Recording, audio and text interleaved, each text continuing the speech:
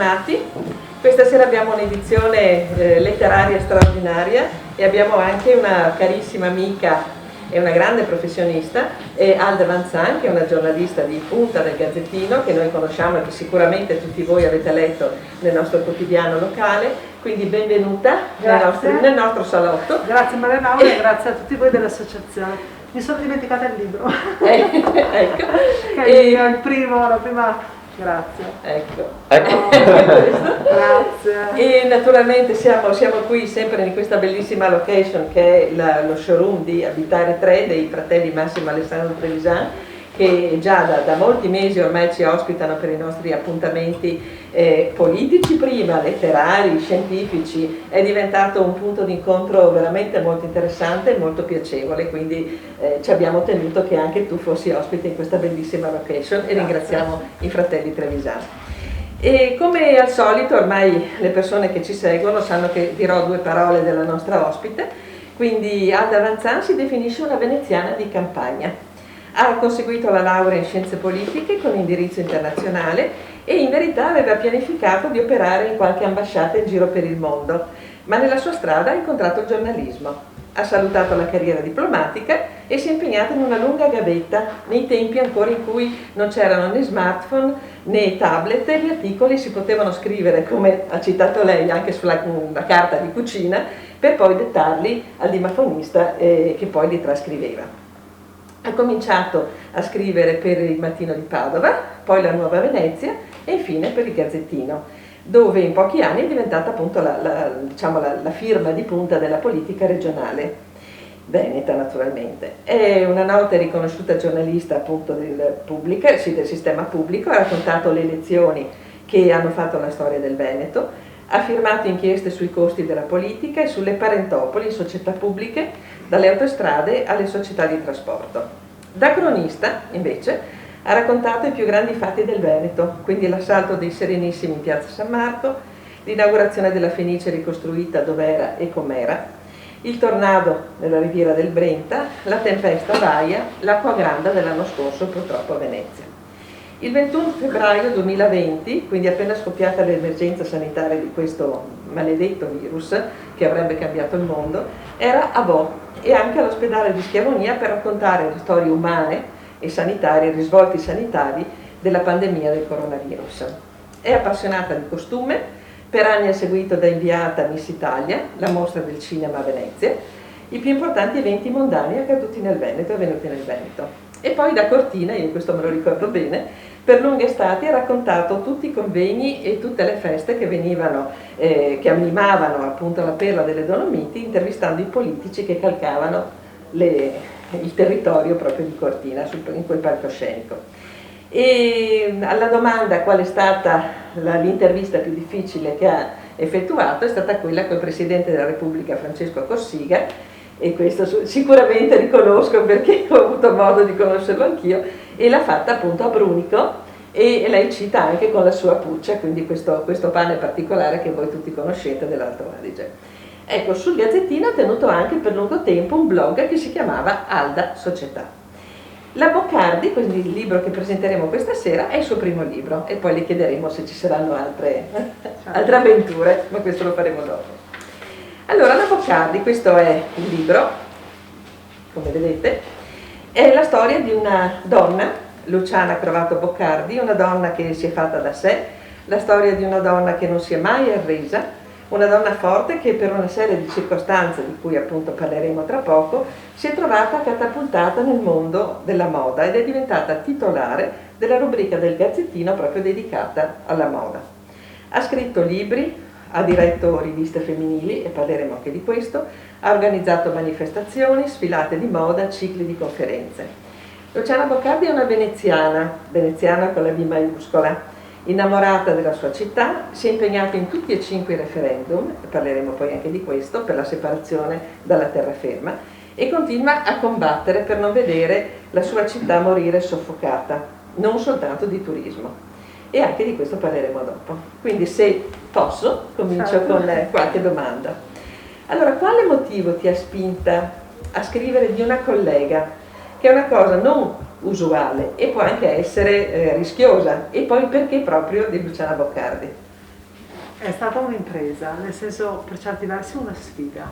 Luciana, che è una collega del Gazzettino che si occupa, come dicevi tu, di moda e firma tutti gli articoli di moda, lei ha una certa età che non si può svelare quale, e continua a frequentare le sfilate di moda di Milano, Parigi, Pitti a Firenze, eccetera. Un giorno mi propone di scrivere la storia del Femminile, che era una rivista che lei aveva diretto un tot di anni fa. Mi riempie di copie di questa rivista, mi apre il mobiletto dietro il suo amato pianoforte, lei abita in una casa bellissima a Venezia, e scopro in questo mobiletto che non ci sono solo le riviste del femminile, ma c'è tantissima altra roba, cioè ci sono pacchi di foto, fotografie, biglietti, lettere. E comincio a chiederle: ma scusa, ma tu cosa hai fatto? E io ho fatto questo, ho fatto questo, ho fatto quell'altro. Io ci ho pensato un po' su e poi ho detto: ma scusa Luciana, ma la storia non è quella del femminile da raccontare, che per carità è interessante, è una, se vuoi, una ricostruzione storica, no? Com'era il femminismo a Venezia, quali donne si erano impegnate, cosa era successo tra gli anni 70 e i primissimi 80.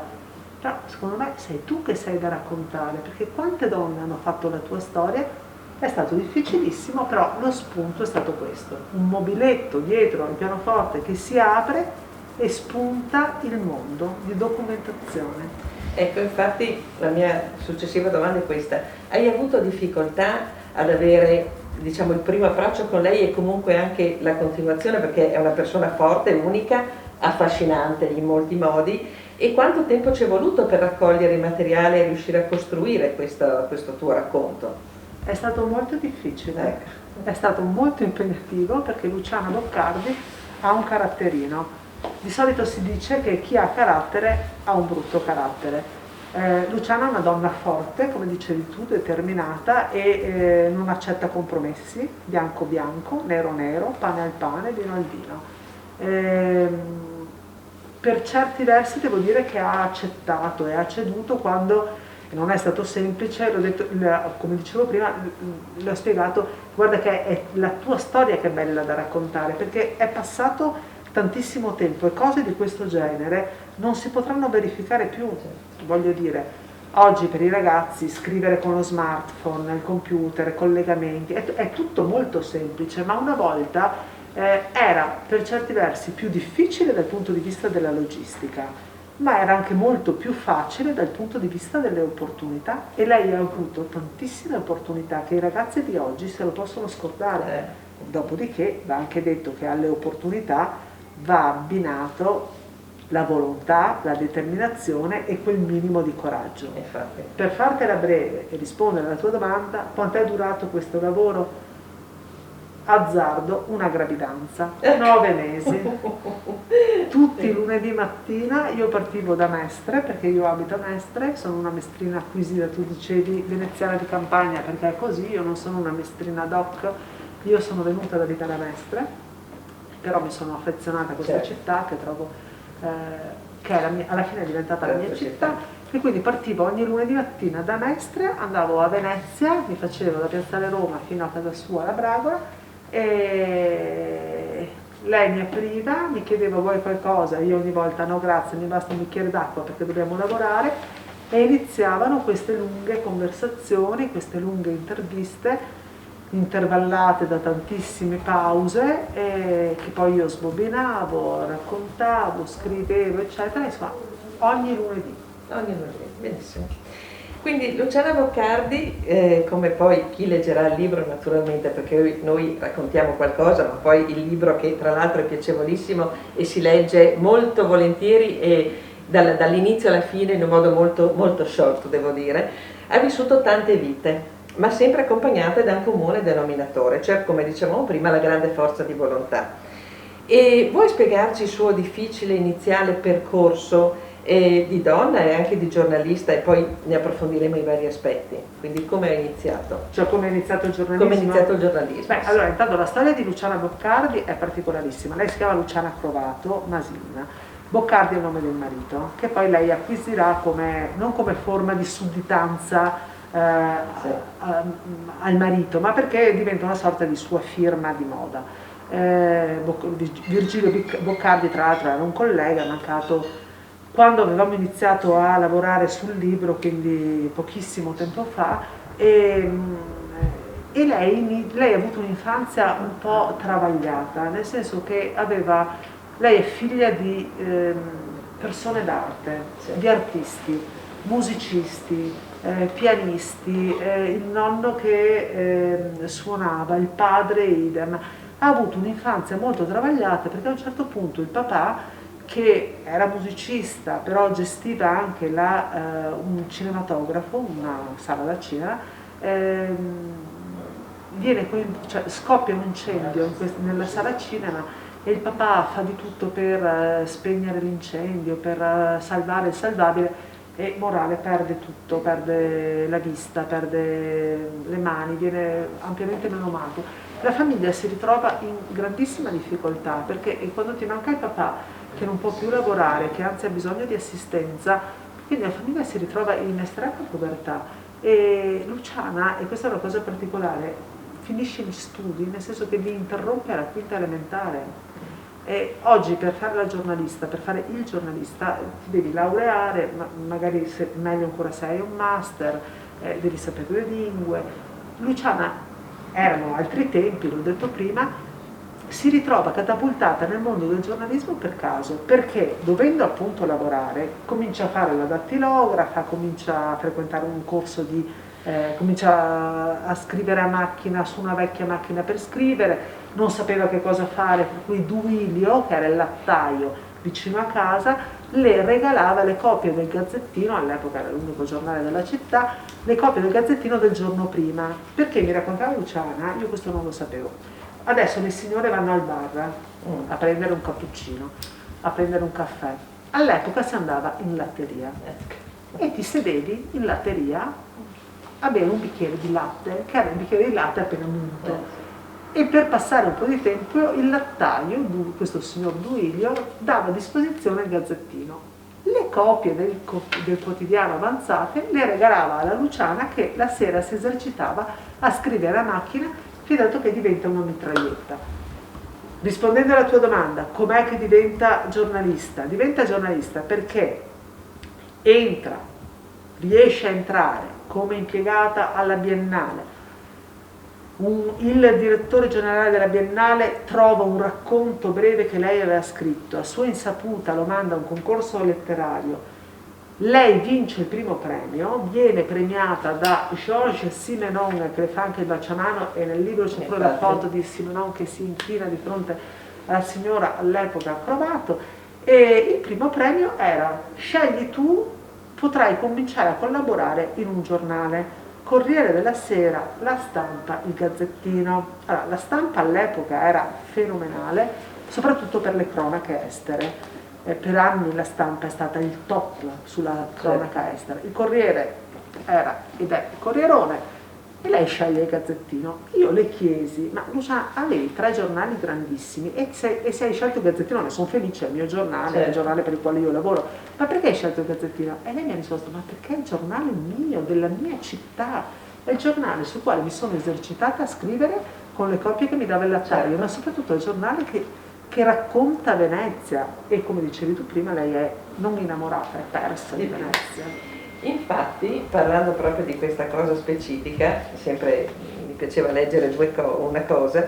Allora, l'accordo con Duilio era che mi dava il giornale del giorno prima e io lo ricopiavo a macchina, tutto, non solo quello che mi interessava, perché mi sarei distratta, dovevo ricopiarlo dalla prima all'ultima pagina. Cominciavo con la testata e continuavo con gli avvisi commerciali, ero diventata una mitraglia, sveltissima, mi mancava la Z, sì, ma battevo lo stesso, tanto non rileggevo. I fogli me li dava l'Elviretta dell'avvocato Vichy, riciclavo tutti i fogli dello studio legale. Quindi è una cosa, cioè una che vuole veramente arrivare, e appunto personalità forte, che voleva, nonostante aver interrotto.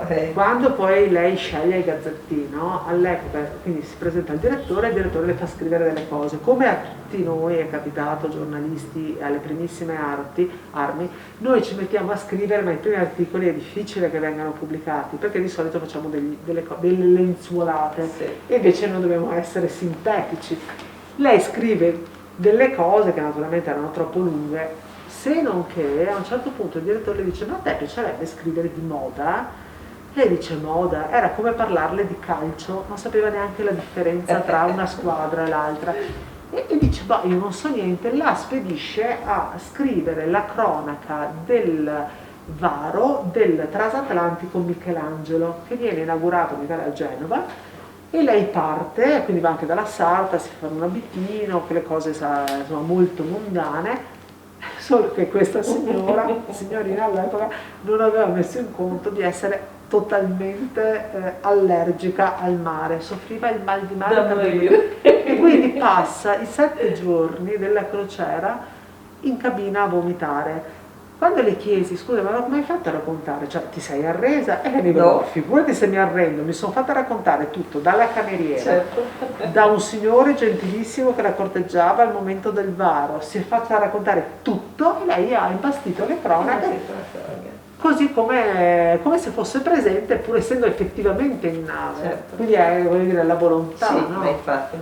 Ecco, nella copertina noi vediamo la macchina da scrivere che sta alla Boccardi non piace questa copertina. Non piace, però ha un significato molto particolare, ma non importa. Però la cosa importante è che qui c'è una striscetta in cui c'è scritto mai paura di niente.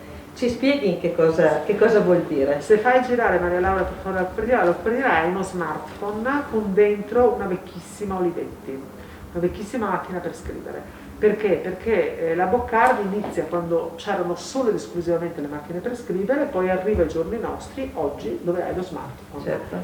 E la macchina esiste ancora, è sua, la fotografia, quella è una mia foto, e lei ha questa scritta mai paura di niente perché era il motto che le aveva lasciato il papà. Quando il papà, vi raccontavo prima, ebbe questo devastante incidente per cui perse gli occhi, la vista e la famiglia finì in grandi difficoltà, il papà continuò a insegnare alla figlia: mai paura di niente, sempre avanti, non ci si può fermare, non ci si può arrendere.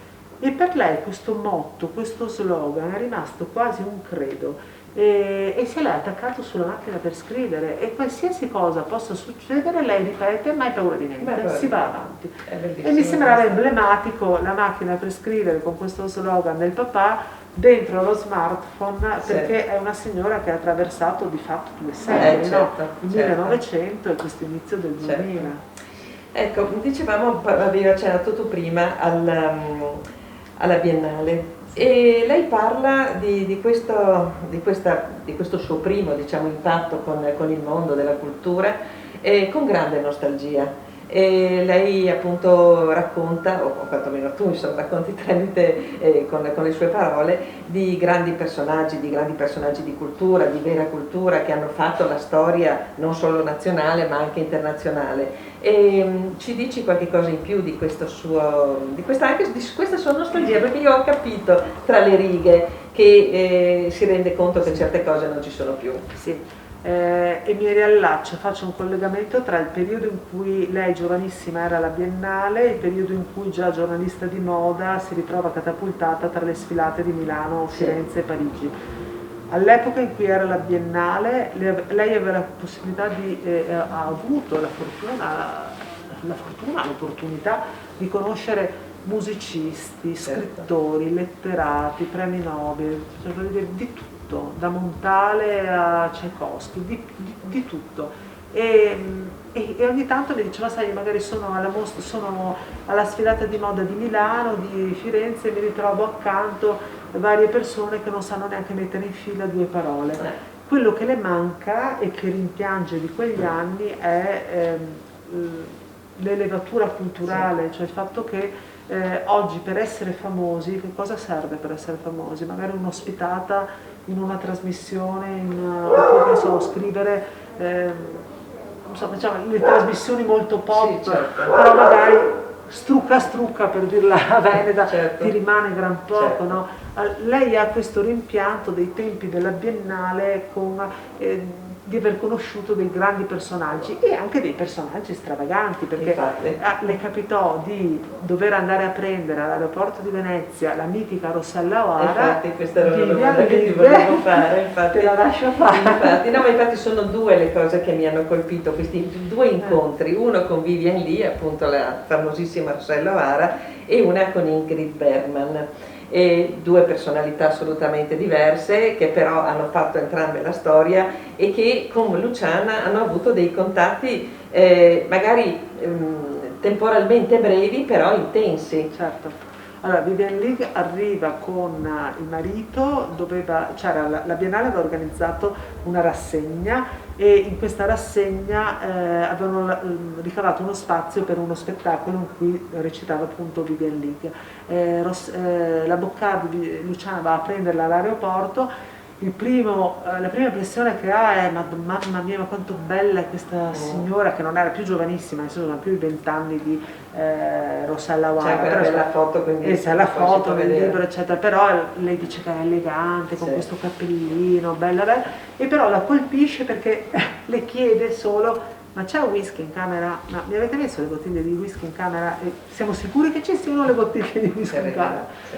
Mentre invece con la Bergman è una cosa successiva, non risale ai tempi della Biennale, un po' dopo, quando lei è già, mi pare, direttrice della rivista Il Femminile. Un'amica, collega la chiama e le dice: devi venire su ad Asolo perché abbiamo questa rassegna, dobbiamo premiare Ingrid. E le due signore si incontrano, e però Luciana ha la capacità personale di spogliarsi del ruolo di giornalista e di accompagnarla anche al cimitero per vedere la tomba di Eleonora Duse, e c'è un incontro non tra l'attrice, la protagonista e la giornalista, ma tra due donne.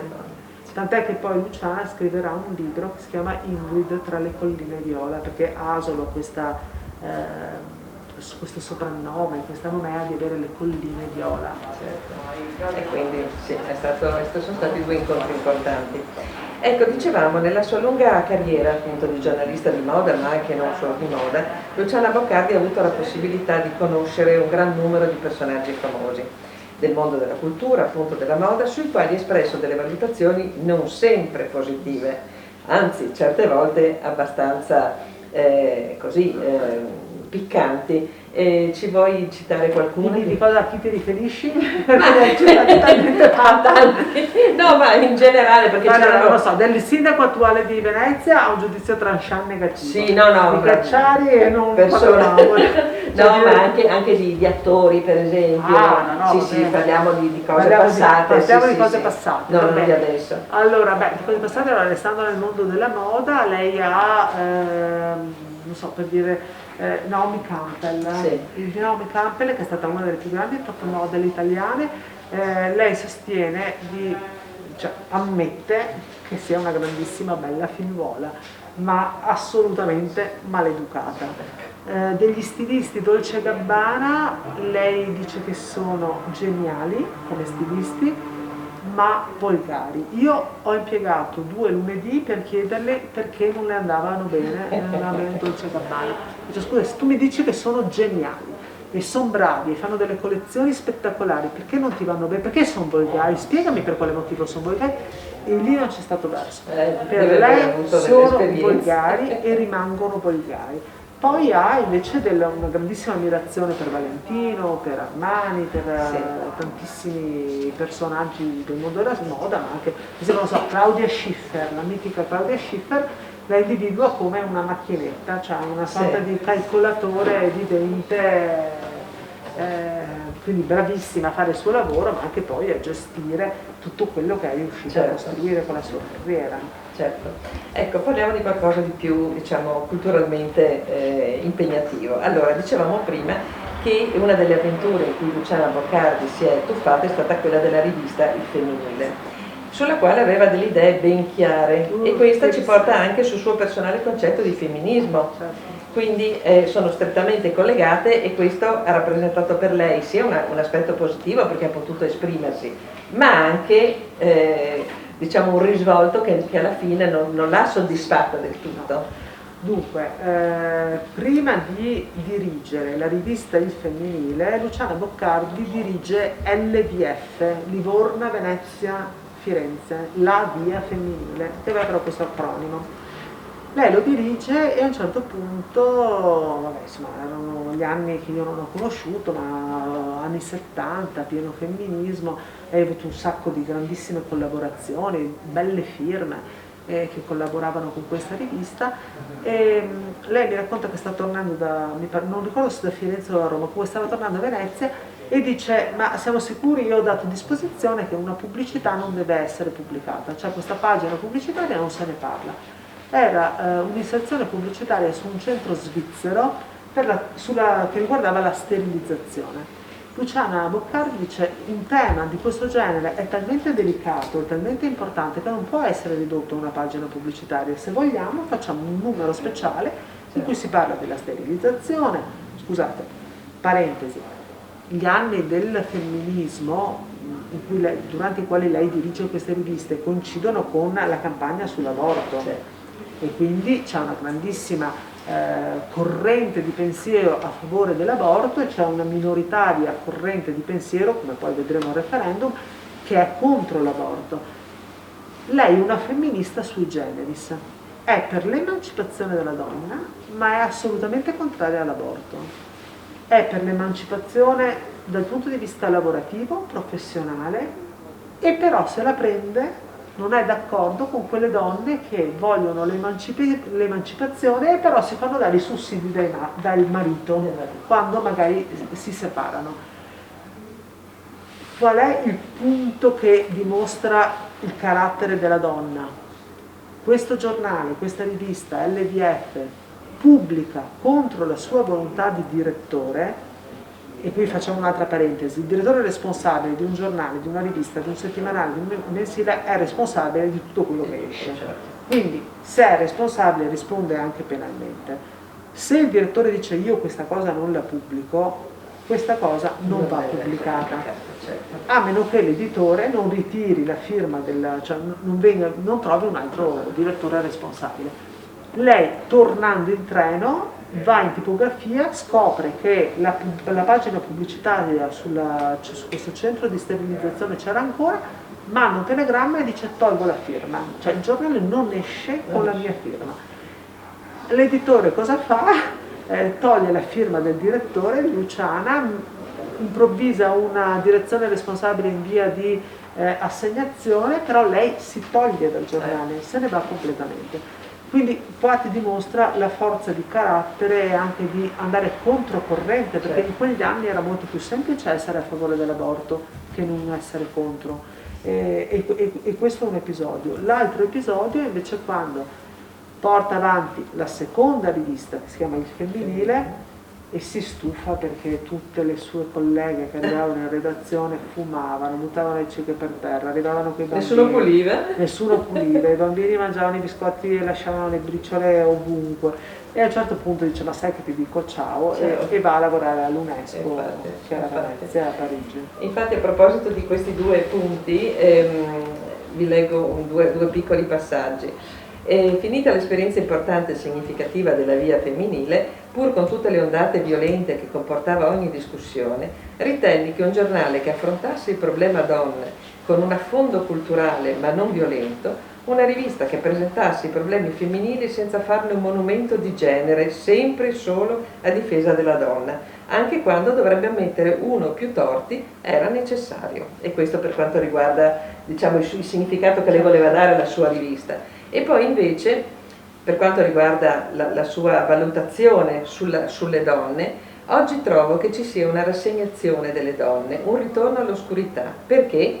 Perché non si rispettano, soprattutto al sud, e c'è una rabbia sottile che pensa di trovare risposta nella lotta al maschio, ma non è così. È servita solo a disorientare l'uomo, a esasperare una sua posizione evidente di inferiorità, qual è quella ad esempio di uomini che non sapendo rispondere uccidono. Quindi queste sono delle valutazioni forti, però molto realistiche e di tutto accettabili, condivisibili, per cui è una persona che ha sempre, come dicevamo prima, detto la propria e senza alcun tipo di problema. Ecco. un'altra cosa molto bella che mi ha colpito è appunto l'impegno politico per la sua Venezia. Ecco, e quindi candidata in consiglio comunale nel 1997 e poi i 5 referendum per la separazione. Qual è stata la sua battaglia contro, le sue parole stesse, la trasformazione di Venezia in un circo? Vabbè, allora, la storia del referendum è stata impressionante, Sì. cioè durante la fase in cui lavoravamo sul libro, arrivo un giorno a casa sua e dico: ma Luciana, cosa hai fatto? Cioè, questa aveva appeso uno striscione enorme, che c'è anche la foto, Sì. dicendo che doveva assolutamente passare il sì alla separazione. Lei, io più di una volta le ho detto: guarda, dovrei venire a Mestre anche per presentare un libro. Ah sì sì, ma io vengo a Mestre volentieri, ma si parla solo della separazione. Dico: no, non si può parlare solo della separazione, anche perché dico: il referendum l'hai perso, quindi cosa vuoi parlare della separazione? No, lei è innamoratissima della sua città. Lei si è impegnata, si è candidata in consiglio comunale, mi pare fosse il primo Cacciari, e l'ha perso. Sì. Però diceva: vabbè, io l'ho fatto per perdere, non l'ho fatto così come forma di testimonianza, tant'è che aveva fatto dei santini tutti incentrati sulle manifestazioni che lei aveva fatto, le sfide, le sfilate, le interviste, tutto il settore moda. Anche se devo dire che però delle idee di economia sulla città le aveva, ed erano valide infatti all'epoca, poi sì, infatti. perché quando lei comincia ad organizzare delle grandi sfilate, l'idea di fare di Venezia un terzo polo, Infatti. terzo, quarto polo, assieme a Roma, Milano, Firenze, Venezia, di moda, poteva essere un bello sfogo. Assolutamente, certo. Lei non ne può più del fatto che si entri nei vaporetti e sono diventati dei carri bestiame. Lei non ne può più del fatto che arriva la gente e si siede a mangiare per terra. Lei non ne può più che la città sia ridotta a una Disneyland. Lei non ne può più con gli amministratori che dice: secondo lei non sono veneziani, devono essere solo veneziani, perché appunto la città va divisa. Lei si è impegnata per appunto le elezioni comunali ormai 20 anni fa quasi, e però poi si è impegnata per tutti i referendum. C'è un particolare del referendum, mi pare fosse il secondo referendum, Bruno Visentini era impegnatissimo per il sì alla separazione, e lei lo accompagnava, faceva parte dello staff a favore della divisione del comune, della divisione amministrativa.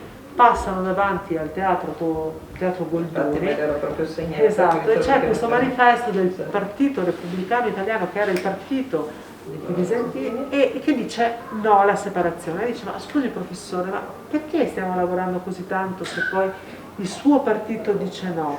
E la risposta fu disarmante per certi versi: nessun partito accetterà mai la divisione, e ciò nonostante andarono avanti a lottare.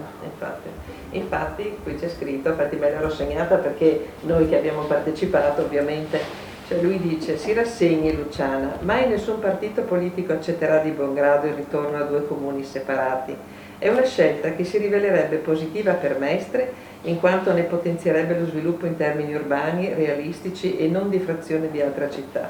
E per la città di Venezia sarebbe un atto di rispetto per la storia che la vuole un unicum, magari anche uno stato minuscolo come superficie, ma immenso come impronta culturale. E poi parla di San Marino, che è piccolo e comunque non ha certo il peso culturale di Venezia, ma vive autonomamente. E quindi questa è una cosa che mi aveva molto colpito. Si considera che poi sulla separazione, perché poi ovviamente stavamo lavorando, certo. io e lei ci siamo scontrati tantissimo, so. Io sono per l'unione, so. lei era ed è per la separazione, quindi Certo. avevamo un'intervista che continuava con degli scambi di idee Tra 2 donne forti, d'altra parte poteva io a un certo essere punto così. dovevo tirarmi indietro, Per perché io forza. devo fare le domande e rendere atto delle Certo. tue risposte, perché un'intervista fatta bene, seria, io ti faccio le domande che possono anche pungolare, però prendo atto di quello che tu Certo. mi dici. Però avevamo delle pause, sì, molto pesanti. scoppettanti. Ecco, una cosa invece che è molto bella, parlando della sua Venezia appunto, perché è veramente molto gradevole, mi ha colpito, è tra le cose più belle da vedere a Venezia c'è l'incedere delle donne, il portamento delle veneziane, maestoso e femminilissimo, appoggiato, sinuoso e scattante al tempo stesso. E lei dice: non ti pare un'esagerazione? No, Anche nella figlia della lavandaia c'era una grazia nel modo di proporsi, di parlare, che non riscontravi fuori. C'era un culto delle belle maniere. Aggiungi che la presenza di 439 ponti che collegano tra loro le piccole isole dell'arcipelago, Venezia costringono una ginnastica che rende belle le gambe. Questa è bellissima, è una considerazione che... Considera che la domanda era, è vero, nella diceria di noi campagnoli, era che le veneziane erano piene di oro, Sì. orecchini, collane, sì. abbracciali, 100.000 ori che scendevano giù, e le padovane invece la piega. La piega, sì. Il trucco, la piega. Dico, scusa, ma ai tuoi tempi esisteva sta roba per cui le padovane erano belle truccate, fresche di trucco e parrucco, e invece le veneziane, e lei mi diceva, no, ma scherzi, sì, ma no, forse a noi piacevano un po' i moretti.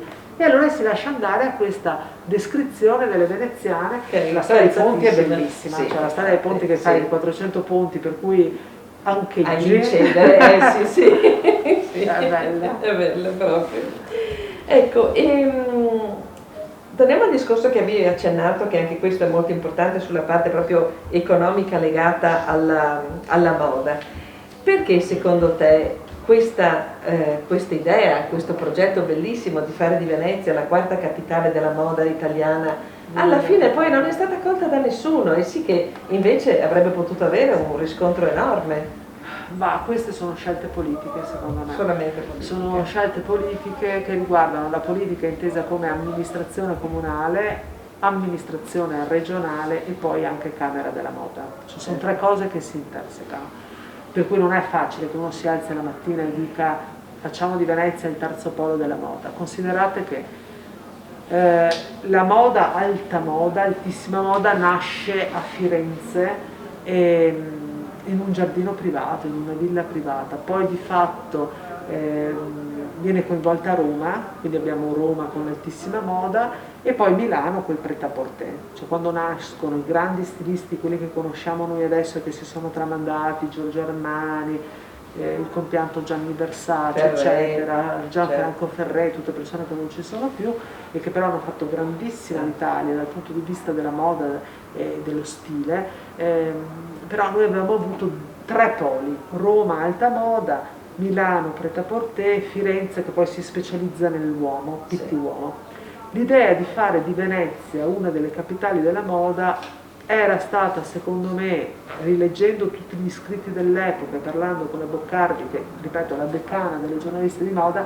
Scusate, guardate che grandissime scrittrici e giornaliste hanno scritto di moda, Fallaci, compagnia cantante, cioè non è, cioè scrivere di moda non è residuale, non è residuale. No. La Boccardi organizza a Venezia delle manifestazioni in Campo della Salute, in Campo di Santa Maria del Giglio, in piazza San Marco, che erano delle sfilate spettacolari, coinvolgendo gli artigiani del centro, gli artigiani del comune, ed era una cosa di grandissimo richiamo mediatico, oltre che produttivo. Considera che lei è riuscita a portare a Venezia Marpessa, che all'epoca era la top model più pagata del mondo, in quel momento lì. Però come fai? Devi avere il comune che ci sta, la regione che ci sta e la Camera della Moda. Se questi tre fattori non si uniscono, tutto decade. È un po' come l'Expo, no? Sì. Vi ricordate il dibattito sull'Expo? Gianni De Michelis che lo voleva, una parte di città che non lo voleva. Adesso che sono passati quanti anni, sarebbe bella una rilettura. Valeva la pena farlo? Valeva la pena abbiamo fatto bene a non farlo? Cioè sono col senno di poi, e vedendo come è andata l'economia, e vedendo anche come è cresciuta Mestre e come è cambiata Venezia, magari un ragionamento economico da questo punto di vista si potrebbe fare.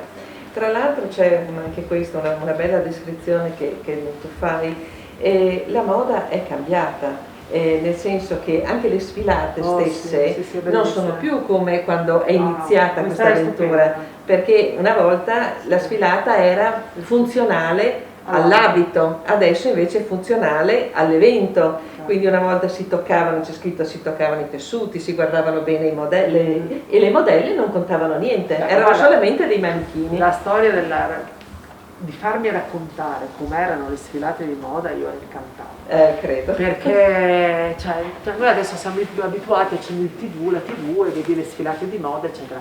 Ma farsi raccontare com'era una volta, quindi allora diceva che si entrava nell'atelier, ovviamente pochissime signore invitate, silenzio religioso, non volava una mosca, entravano le modelle, come ai concorsi di bellezza che ho seguito per anni in Miss Italia, le modelle avevano un numerino, 1, 2, 3, 4, 5, eccetera, mostravano l'abito, alla fine le potenziali clienti avevano la possibilità di toccare, quando lei mi parla del velluto, della croccantezza del taffetà, e poi scegliere l'abito, vorrei vedere il numero 2.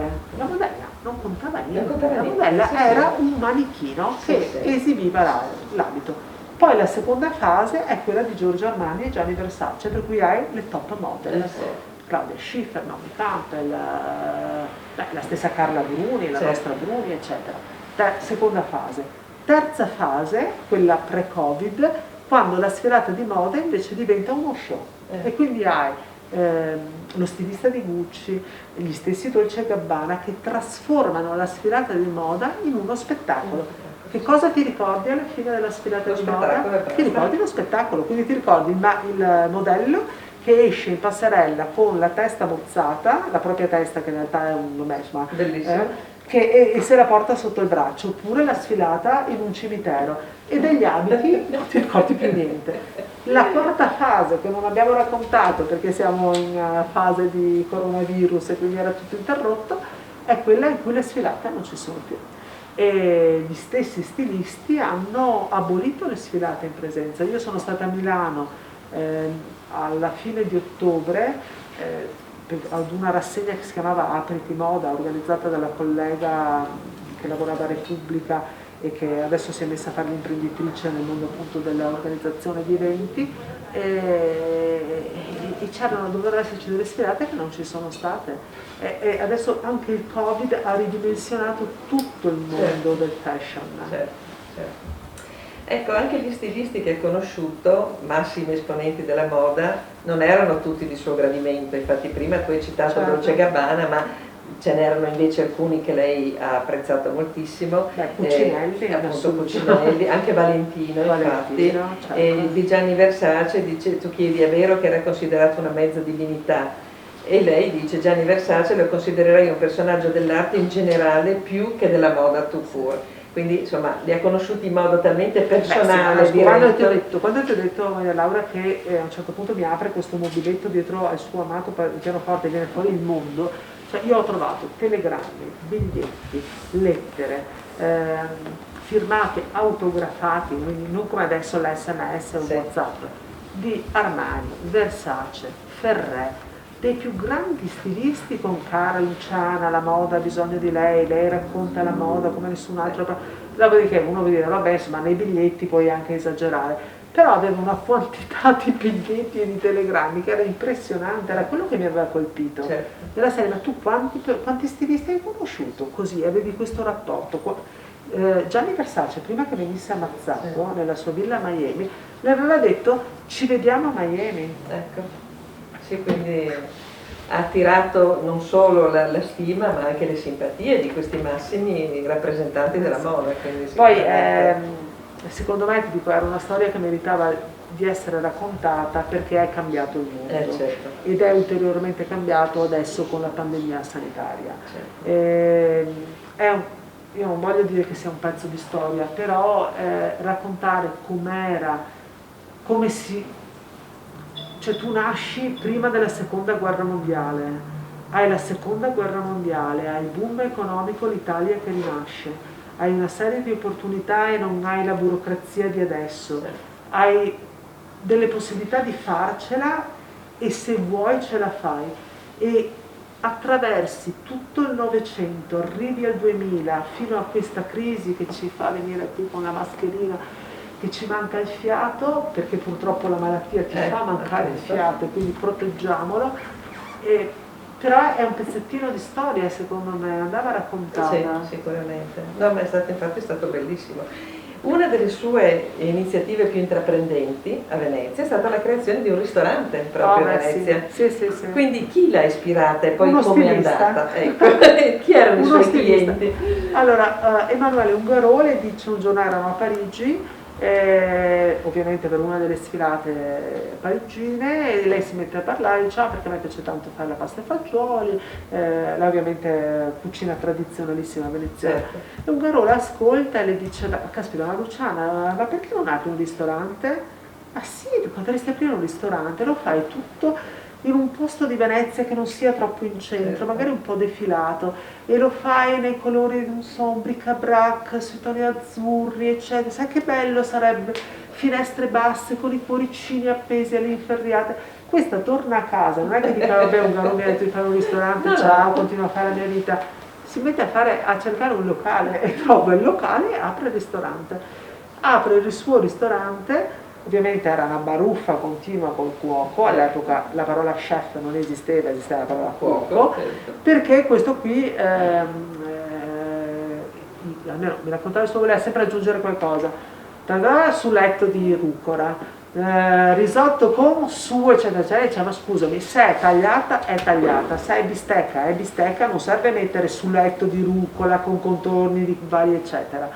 E vabbè, insomma, tant'è che su questa roba qua lei va d'accordissimo con Arrigo Cipriani, Sì. Tarone alla Risbar, che hanno la stessa assonanza, cioè la cucina è cucina, non è chef, è cuoco, si mangia per mangiare bene.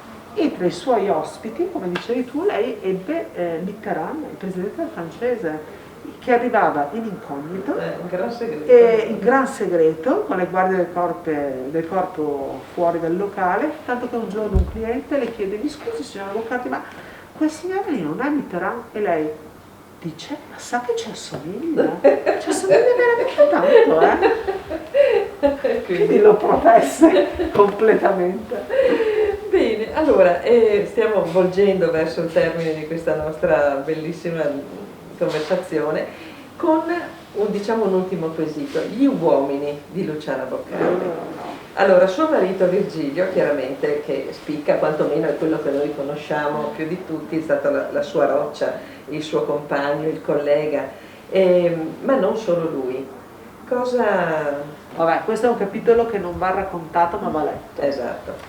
Perché è una cosa molto intima, è molto personale, e io ero anche molto scettica sul fatto di pubblicarla, perché era l'aspetto più intimistico della Boccardi, tant'è che ho avuto una lunga conversazione, un lungo confronto della serie, sei sicura?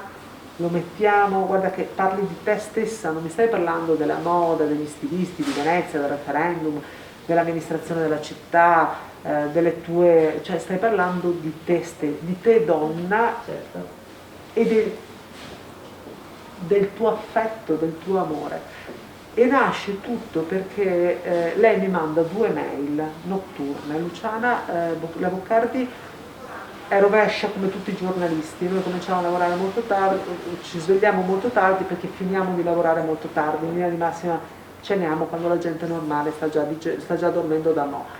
E mi manda 2 mail notturne, una sul referendum, cioè una proprio su Venezia, e una quando io le chiedo, Virgilio, suo marito, era morto, cosa c'è dopo la morte? E mi dà una risposta che secondo lei le era parsa approssimativa. In questa mail mi racconta dei suoi amori.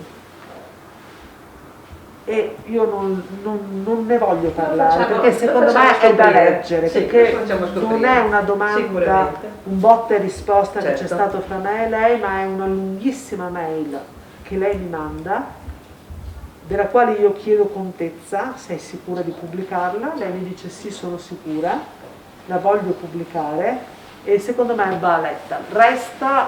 Va letta così come lei l'ha scritta, in questo senso, non perché non debba essere raccontata. Resta però il fatto di una donna che ha veramente una grande passione per la vita, e quando hai la passione per la vita l'amore è predominante. Certo. Com'è la vita di Luciana Boccardi adesso? A cosa si dedica? A qualche progetto nel cassetto che tu Beh, sappia? ha appena pubblicato un libro. Infatti volevo che ne parlassi tu, perché non volevo parlarne io. Ha appena pubblicato un libro, purtroppo come tutti i libri in questi mesi non ha potuto presentarlo pubblicamente, ha fatto anche lei una diretta in streaming da Venezia ed è questo dizionario surreale in cui parte dalla A, arriva alla Z e parla di tutti, anche di me, di tantissime persone, con delle definizioni tan shan, si toglie non dei sassolini come Cossiga, ma dei massi dei piedi, però sempre con il sorriso. E per lei, cioè, secondo lei, chi è stato tirato in ballo in questo dizionario surreale non si deve offendere, perché lei è molto leggera nel prendere la vita e molto approfondita invece nel lavoro.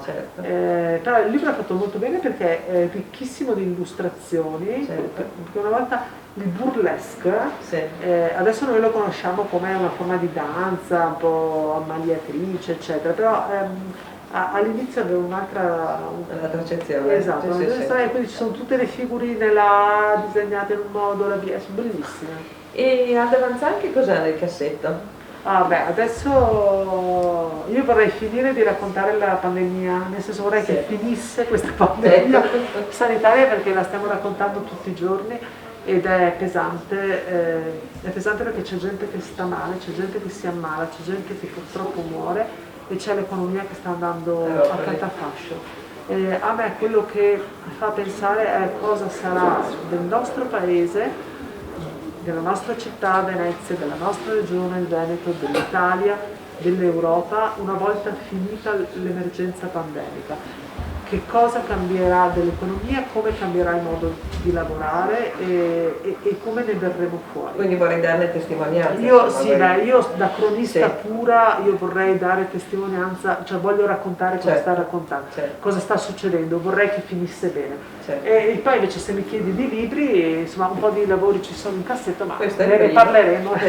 Allora, questo è il libro, La Boccardi.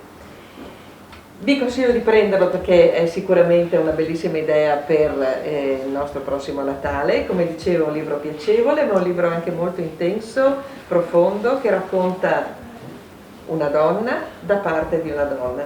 Due caratteri forti, due belle persone, veramente. E questo libro si troverà in tutte le librerie, immagino, quindi sapete dove andare. Noi qui non possiamo fare altro che fare, diciamo, per dimostrarlo. E Alda, io ti ringrazio molto, ti ringrazio a nome personale, a titolo personale e a titolo, diciamo, di rappresentanza della nostra associazione Mestre Mia, che vuole fare non solo cultura, diciamo, di carattere dal punto di vista generale, ma anche specificata in certi declinati, in certe cose, come appunto il racconto di libri di questo tipo. Quindi ti ringraziamo veramente molto. Io ringrazio te, Maria Laura, per questa bellissima intervista, ringrazio l'associazione per l'ospitalità. È di fatto la prima presentazione che facciamo qui in città, anche se in streaming, e quindi grazie dell'ospitalità e posso approfittare per fare gli auguri di buone feste? Auguri di buone feste, buon Natale, anomalo, molto anomalo, ma cerchiamo di viverlo con passione e con affetto anche se in lontananza. Bene, io ringrazio i nostri ascoltatori, chi ci ha seguito fin qui, è stato un piacere. Fra poco finiremo, diciamo, anche l'anno proprio solare e credo che avremo ancora 1 o 2 appuntamenti con Mestre Mia, e quindi sempre qui, e sapete anche dove trovare tutte le informazioni riguardanti i prossimi appuntamenti. E saluto tutti, personalmente auguro un buon Natale a tutti voi e alle vostre famiglie, anche se questo, come dicevamo, sarà un Natale anomalo, però la speranza deve essere sempre nei nostri cuori. Un saluto a Andrea Sperandio, presidente di Mestre Mia, Francesco Brunello, un ringraziamento ancora sentito moltissimo di cuore ad Alessandro e Massimo Trevisan che ci hanno ospitato in questo bellissimo luogo, e a presto, arrivederci.